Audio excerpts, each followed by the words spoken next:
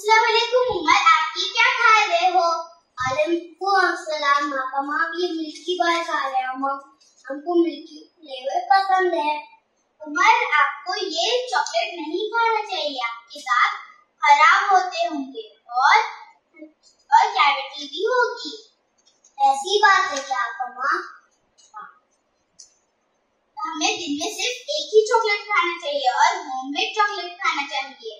Okay मामा। Milky बार Israel product है। Okay हमने आपके लिए होममेड चॉकलेट बनाया है।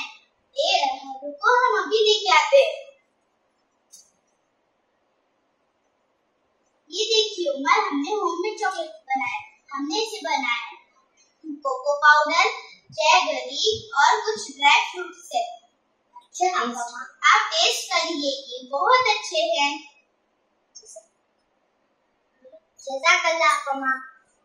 से हम होममेड चॉकलेट खाएंगे। अब हम इजराइल प्रोडक्ट नहीं खाएंगे। इजराइल प्रोडक्ट को बाइकआउट करेंगे।